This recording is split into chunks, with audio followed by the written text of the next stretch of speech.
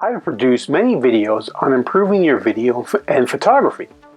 I'll link to those in the comments section below. For today's video blog, I wanted to discuss lighting, specifically three-point lighting. Now, three-point lighting is the most basic lighting setup and one that you will use over and over again.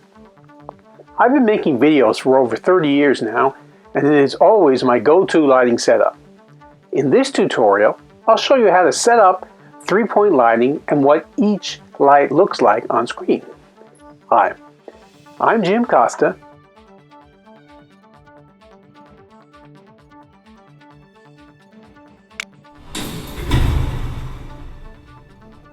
I'm a photography, videography, and technology guru, and I created this blog to help you to become a tech-savvy senior. Now, my tips and advice are useful to anyone, but my specific focus is in helping seniors to become more familiar with technology to improve and better their lives. The basic premise of the three-point lighting setup is to have a key light that produces the most amount of light and shines on your subject. It's your main light source. Now just give me a moment and I'll show you what a key light alone looks like. I'm going to turn off the other lights. This is the key light. You notice that there's one light coming from that direction. It's my main light source, and it lights up just about this whole side of my face here. But it creates some shadows on this side because it's only coming from one side, and I have no light behind me. But the key light is the main light in your three-point lighting setup because it gives you the most amount of light on your subject's face. The second light in a three-point lighting setup is called the fill light, and that is a light that shines on the dark side of the subject's face and fills in the shadows. So let me show you what that looks like. Now, in this example, you'll notice that my fill light is on the opposite side of the screen. The light's coming from that direction, and it's significantly less bright than my main key light. In fact, it's about half the illumination. Now here is what the scene looks like, my face lit up, with both the key light, the main light, and the fill light, the additional lighting to fill in the shadows looks like. See the difference? With both lights on, my main light, which is coming from that direction, has my face lit up here, you can see, and my fill light, which is coming from that direction, still leaves some shadows from the main light, but it just lightens them up a bit so it doesn't look quite as harsh, as defined as one side of your face lit up and one side dark. Just fills it in. The third light in the three-point lighting setup is known as the backlight. And what that does is it beautifies the image with a soft glow around the back of the subject's head and shoulders. So give me a moment and I'll show you what that light alone looks like. Now then, here I am with just the backlight on, and both the key and fill lights from the front are not turned on. And notice that the backlight, it's actually behind my backdrop here, up overhead. It's lighting up the top of my head and my shoulders from behind. What the backlight does is it actually separates the subject, in this case me, from the background. Some of the light, as you can see, is spilling onto the backdrop, but with my shoulders lit up and the shadows from below, it makes quite a difference and really separates me from the background. So let me put all three lights on and we'll continue the tutorial. I have all of my lights back on in my three-point lighting setup: key, fill, and backlight. Backlight, by the way, is also known as the hair light sometimes, or the rim light, but all three refer to the same thing.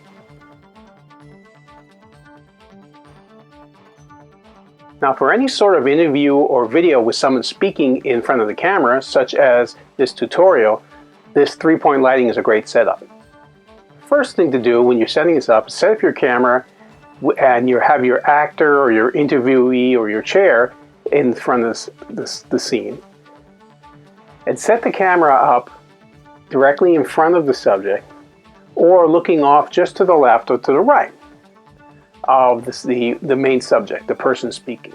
After you get the camera set up and the spot where the person is going to be talking, turn off all the lights in the room, and this way you'll be able to properly see what each light is doing and where it's shining. If you're setting up by yourself and don't have someone to model for you while you set up your lights, you can set up each light and take a short video clip of yourself as the subject and then go back and check it. This way you can review the lighting setup as you go and make any necessary tweaks to the position of the lights or their intensity.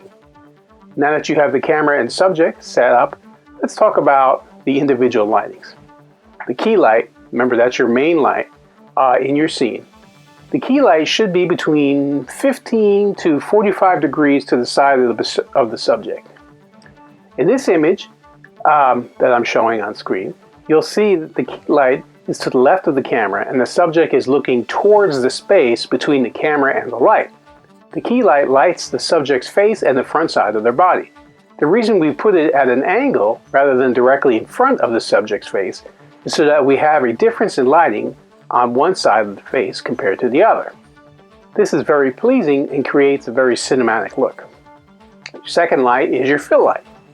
Now this light is used to fill out the shadows created by the key light on the side of the face that isn't lit. This light is less powerful than the key, and typically it's about half of the intensity of the key light, give or take.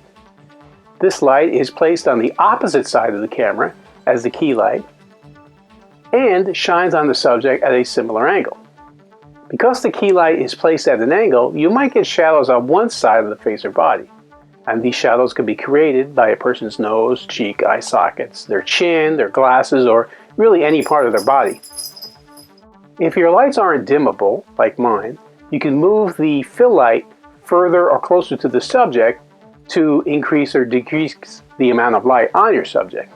The objective is not to cancel out the shadows created by the key light, but to just reduce them so you have a softer transition from the light side of the face to the darker side of the face. Finally, the third light is the backlight. The backlight is one of my favorites because it can seriously increase the quality of your image in your photos or your videos. Place the backlight as close to directly behind the subject as possible. Of course, you have to remember that I have a backdrop here and you may not, so it may have to be off to an angle slightly. But you want the backlight relatively close out of frame, so it lights the back of the head and the shoulders, like I mentioned. If possible, you can hang the backlight from above the back of your subject or rig up some sort of light stand so it stands directly above if you can. That's what mine's doing now, which is why you see the lights coming straight down. But if you can't, just place it off to the side. Either side is fine, depending upon the look you want to achieve, out of range of the camera's view. Now the wattage of this light should be similar to that of the key light. So if the key light's at full intensity, then this should be pretty close to full intensity to backlight. This creates a nice halo effect around the subject's shoulders and head. This separates him or her from the background and gives the shot much more depth. It improves the quality of your video and separates you from an amateur. Now sometimes you may have a light that is too powerful. I'm using 500 watt lights as my key and my backlight and a 250 watt light as my fill. But that may be too much depending upon the look that you're after. You can lessen the light intensity, like I said, by dimming the lights, moving them further or closer to the subject, or using a diffusion gel. These are available online. Now the diffusion gel, I have an example right here on my camera light. And it pops off, and as you can see, it's kind of opaque. You can kind of see my hands through it. So what this does is it cuts down the intensity of the light coming out of your lights than it would if it were just on regular. This makes a very nice difference for you if you are, this camera goes on the light and it shines in people's face, for example. So I use the diffuser so it doesn't blind people as much. But the diffuser will also dim the amount of light generally from any light. And depending upon how much you use, there's different types of diffusion percentages of the gels that you can get. It can change dramatically how soft or harsh the light is on your subject and really change the composition of what you're shooting. And they're relatively inexpensive. So if you want to really get into detailed lighting, getting diffusion gels and putting them on your lights will make a huge difference to what you're shooting. Now here's an example. If you look at the image where I put the diffusion in front of the backlight, it softens the light and makes it look a lot more natural. Another way to lessen the light on your subject, if you don't have diffusion gels, is to use what's known as a bounce card. Bounce card basically is some sort of white, like a poster board will work, or something like that you can get at an office supply store.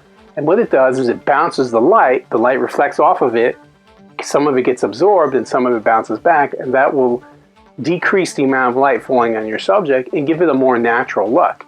It's especially helpful if you don't have a 3-point light kit and you want to, say, take the light from 2 and make it look like you have a fill light, because it bounces the light from the main light or another light or a window or some other light source off the card and onto your subject. It adds more lighting for you if you're missing some, if you haven't got 3 lights like this. And this way you only have to carry around 2 lights. Now, if the information I provided in this video is making sense to you, please put Tech Savvy Seniors in the comment section below. If you want to see more videos like this, follow my YouTube channel, Jim Costa Films. If you think what you saw was great, like it. If you have an opinion, comment below. If you want to learn even more, you can connect with Jim Costa Films on all types of social media and online. You can find Jim Costa Films on Facebook, Instagram, Twitter, and of course, YouTube. Now, I also have a new Facebook group called Video Producers and Content Creators. You can connect with me there, like the page, and you'll get even more pro tips and tricks.